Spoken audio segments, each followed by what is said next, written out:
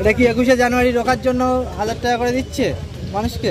দেখেন, যাদের মানুষের সঙ্গে জনসংযোগ নেই, মানুষের উপরে আস্থা নেই কো, গণতন্ত্রের উপরে বিশ্বাস নেই কো, সংবিধানের উপর মান্যতা নেই, তারা এই ধরনের কাজ করে বলে আমি মনে করি।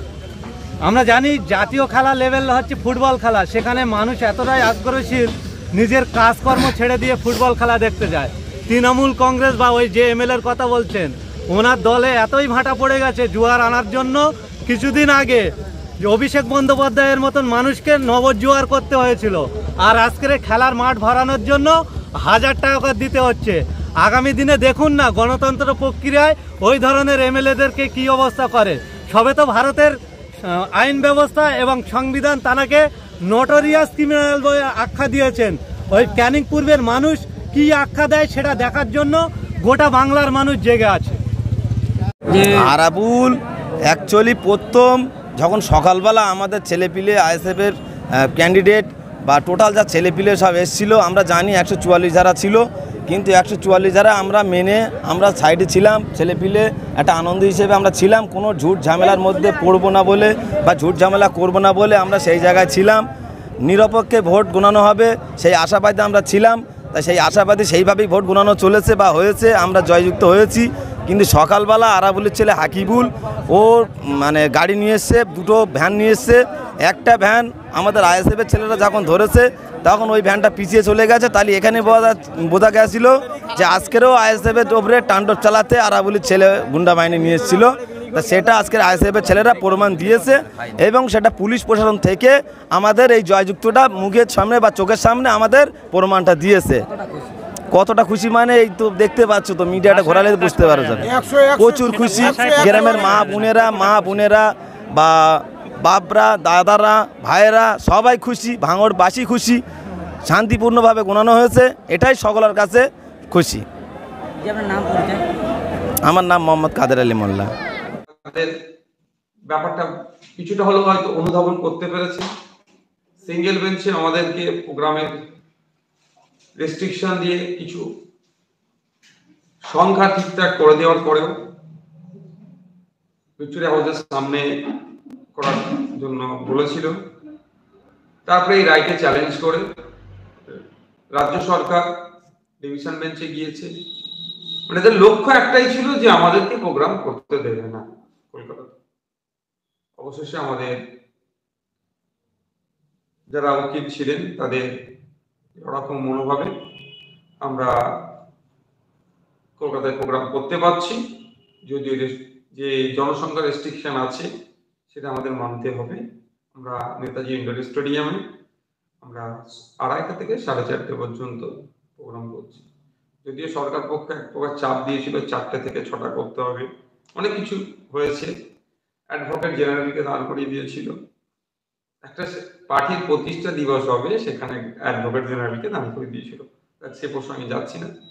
জানিয়ে রাখি, কলকাতা পুলিশের কাছে কলকাতায় কোনো জায়গায় স্টেজ বেঁধে এই ধরনের প্রোগ্রাম করতে গেলে, যেটা কলকাতা পুলিশের এখতিয়ারভুক্ত, সেখানে তাদের একটা অনুমোদনের প্রয়োজন হয়। রাজ্যের অন্য জায়গায় না হলেও কলকাতার ক্ষেত্রে প্রয়োজন হয়।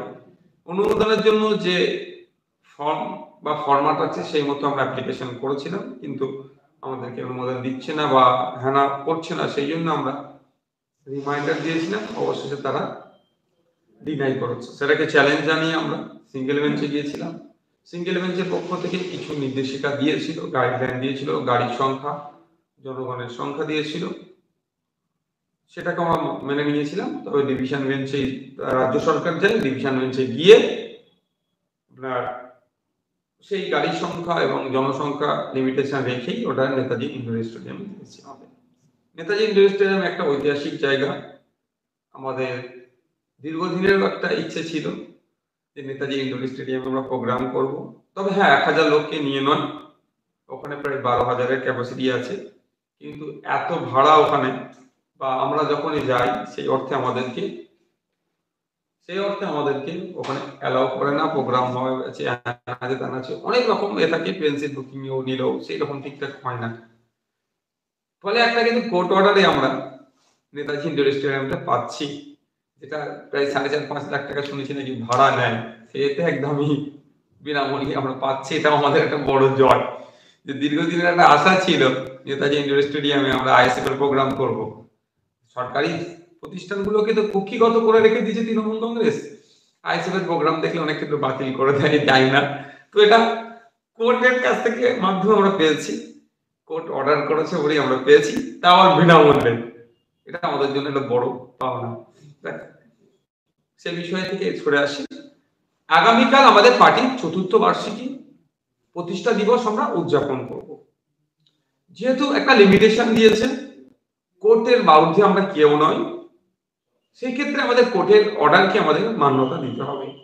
গাড়ির সংখ্যার লিমিটেশন আছে, অডিয়েন্স অর্থাৎ দর্শকেরও লিমিটেশন আছে। সেই জন্য আমি আপনাদের কাছে পার্টির পক্ষ থেকে কয়েকটা বিষয় রাখতে চাই। প্রথমত, আমরা কোর্টের অর্ডারকে কোনোভাবেই ভায়োলেট করতে পারি না। আমরা বিচার ব্যবস্থার দিকে মানুষকে এগিয়ে আসতে বলছি, ভরসা রাখতে বলছি। সুতরাং আমরা অক্ষরে অক্ষরে কলকাতা হাইকোর্টের প্রধান বিচারপতির বেঞ্চ যে অর্ডার দিয়েছেন সেটা আমরা পালন করবো বলে আমরা অঙ্গীকারবদ্ধ। সুতরাং যারা যেখান থেকে আসার চিন্তা ভাবনা করেছিলেন কলকাতাতে 21শে জানুয়ারি, আমরা জানি গ্রামে গঞ্জের থেকে মানুষ থেকে শহর পর্যন্ত লাখো লাখো মানুষ আসতেন। 21শে জুলাইকে ছাপিয়ে যেত। অমিত শাহ যে প্রোগ্রাম করেছিল রিসেন্ট বিজেপির প্রোগ্রাম, সেটাকেও ছাপিয়ে যেত। কলকাতার ভিক্টোরিয়ার সামনে একটা ঐতিহাসিক জনসমুদ্র, জনপ্লাবন তৈরি হতো। এটা রাজ্য সরকার বুঝতে পেরে তারা বন্ধ করার অনেক চেষ্টা করেছে। সেই জন্য লোক সংখ্যা বলেছে, অনেক প্রোগ্রামের কথা বলেছেন, অনেক কথা বলেছেন, সে বিতর্কে যাচ্ছে না। হ্যাঁ, যারা আসার জন্য 2 মাস 2.5 মাস ধরে প্রস্তুতি নিয়েছিলেন, মিটিং মিছিল করলেন, প্রস্তুতি মিছিল করলেন, ওয়াল পোস্টারিং করলেন, ওয়ালে লিখলেন, ব্যানার লাগালেন, গাড়ি ভাড়া করেছিলেন, সত্যি আমাদেরও খারাপ লাগছে। কিন্তু আইনের ঊর্ধ্বে আমরা কেউ নই। আর রাজনীতি একদিনের নয়, অনেক স্যাক্রিফাইস করতে হবে, অনেক ধৈর্য ধরতে হবে, নানান চড়াই উত্তরায়ের মধ্যে দিয়ে আমাদেরকে এগিয়ে যেতে হবে সব। আর এই পথ যে মসৃণ হবে এরকমও নয়, বা এই পথে সবসময় আবার কাটাও থাকবে এই ধরনেরও ব্যাপার না। চড়াই উত্তরায়ের মধ্যে দিয়ে আমাদের পার করতে হবে। তো যেটা বলছিলাম, যারা গাড়ি থেকে শুরু করে ট্রেনের টিকিট করেছেন, যাই করেছেন, সেগুলো সবাইকে অনুরোধ করছে আপনারা ক্যান্সেল করুন। আর আগামীকাল হয়তো আমাদের পার্টির পক্ষ থেকে কোনো এক প্রোগ্রামের আবার দিনক্ষণ ঘোষণা করা হবে, সেটা আপনারা অপেক্ষা করবেন। এই মিডিয়ার মাধ্যমে আপনারা জানতে পারবেন। আপনারা তাহলে আপনাদের যে গাড়িগুলো করেছিলেন সেগুলোকে ক্যান্সেল করুন।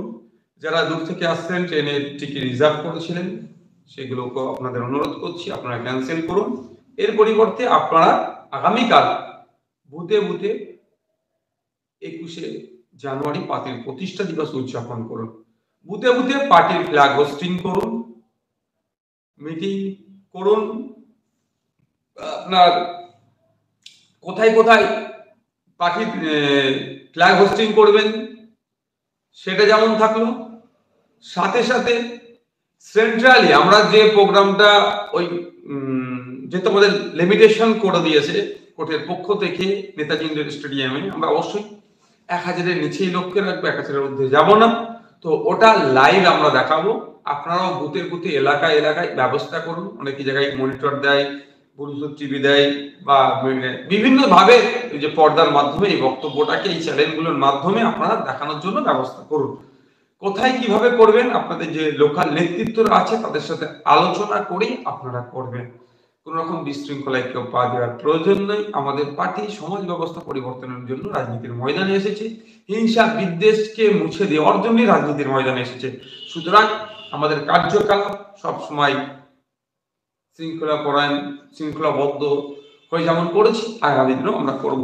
তাই আপনাদের কাছে অনুরোধ, আগামীকাল আপনারা যে যার এলাকাতে পার্টির ফ্ল্যাগ হোস্টিং করবেন, পার্টির পতাকা উত্তোলন করবেন। সাথে সাথে আমাদের রাজ্য কমিটির পক্ষ থেকে বা আমরা যে প্রোগ্রাম নিচ্ছি, যে 1000-এর নিচে লোককে নিয়ে আমরা প্রোগ্রাম করব নেতাজি ইন্ডোর স্টেডিয়াম থেকে, ওখান থেকে যে বক্তব্য আমরা দেব আপনারা আপনাদের বুথে সেটা টিভিতে হোক, পর্দার মাধ্যমে হোক, সাধারণ মানুষকে দেখার ব্যবস্থা করুন। আমাদের যে মানুষ আসতো এখানে, তার থেকে বেশি মানুষের কাছে আমাদের পৌঁছানোর দায়িত্ব আমাদের কাছে একটা চ্যালেঞ্জ হয়ে গেল। এটা করতে হবে। আর যে ক্ষোভ, যে রাগ, যে আবেগ, সেটাকে সঠিক জায়গায় প্রয়োগ করতে হবে। আপনি আসতে পারছেন না, আমরা আপনাদেরকে আনতে পারছি না, আমাদের মধ্যে যে রাগটা আছে, যে ক্ষোভটা হচ্ছে, এই ক্ষোভটাকে আমরা আগামী দিনে ব্যালট বক্সে দেব। শুধু আমি আপনি দেব না, আমি আপনি আসতে পারছি না, যেমন আমার আপনার মনের মধ্যে ক্ষোভের সঞ্চয় হচ্ছে, এই ক্ষোভটাকে আরো 10টা মানুষের মধ্যে দিয়ে ওই 10টা ভোটও যেটা তৃণমূলের কাছে যেত বুথে, সেই 10টা ভোটকেও আজকে আমরা তৃণমূলের বিপক্ষে নিয়ে আসবো, আইএসএফ এর পক্ষে নিয়ে যাব। এই কাজটা আমাদেরকে করতে হবে। পরবর্তী কর্মসূচি কোথায় কি হবে আপনাদেরকে আমরা খুবই তাড়াতাড়ি জানাচ্ছি, আগামীকালও আমরা জানাতে পারবো। তবে একটা কথা বলে রাখি, আমরা যে 1000-এর নিচে মানুষ আনবো, এটা কারণটা হচ্ছে, আমার কাছে যতটুকু খবর আছে, কোর্টের অর্ডারটাকে আমরা যদি আমাদের অনিচ্ছাতেও যদি কোনো রকম ভাবে 1000-এর বেশি লোক চলে আসে হয়তো, বা যে গাড়ির সংখ্যা দিয়েছে তার বাইরে চলে আসবে, কোর্ট কন্টেম্প হিসাবে আমাদের বিরুদ্ধে আইনত ব্যবস্থা তো নেবেই, এটা সে পরিকল্পনা করে রেখেছে। তার সাথে সাথে এরা আমাদের কর্মী সমর্থক আসলে তাদের সাথে যাতে খারাপ ব্যবহার করা যায়, তাদের সাথে যদি অন্যায় করবে বলে ওরাও রাজ্য প্রশাসনকেও, হয়তো আমার কাছে একটা ভিতর থেকে খবর আছে, সূত্র মারফত জানতে পারলাম, কালীঘাট থেকে নির্দেশ আছে তার আচরণটা ভালো করবে না আমাদের কর্মী সমর্থকদের সাথে।